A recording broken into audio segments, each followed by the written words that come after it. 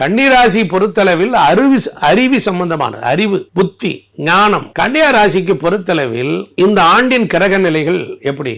ராகு கேது நன்மை தருகிறார்கள். ராகு கேது பத்தி கவலை இல்லை. சனி 7ஆம் இடத்து சனி, கண்டச்சனி, களத்திர சனி. புதுசா கல்யாணம் ஆகியிருக்கா, மனைவி காலில் விழுந்துருங்க இல்லையா, எதுவும் பேச வேண்டாம், சாப்பிட்றதுக்கு மட்டும் வாயை திறங்க. ஒன்னே ஒன்று சொல்லிடுங்க. 7ஆம் இடத்து சனி குருவினுடைய பார்வையினால அமோகமான நல்ல பலன்களை கண்டிப்பா கொடுக்கும், கொடுக்காமல போகாது. சனி 7ல தான் சனி இருக்காருன்னா சனிக்கு திரிகோணத்துல எந்த கிரகம் இருக்குன்னு பார்க்கணும். குரு இருக்கிறார். மதுரையில் இருக்கக்கூடிய சூட்டுக்கோள் மாயாண்டி சுவாமிகள் என்று ஒரு மகான் இருக்கிறார். அவரை போய் பாருங்கள். அந்த மகானுடைய ஜீவ சமாதிக்கு செல்லுங்கள். பௌர்ணமி அன்று செல்லுங்கள். அங்கே அவருக்கு பிடித்தமான பல வகைகள், அவல்புரி, கடலை போன்ற பதார்த்தங்களை வைத்து வணங்கிவிட்டு வாருங்கள்.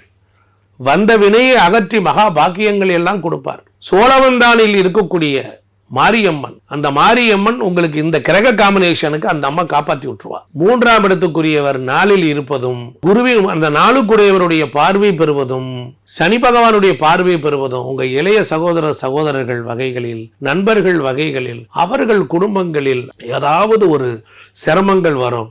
உங்களால் முடிந்த அளவு அவர்களை காப்பாற்றுங்கள், உதவி செய்யுங்கள்.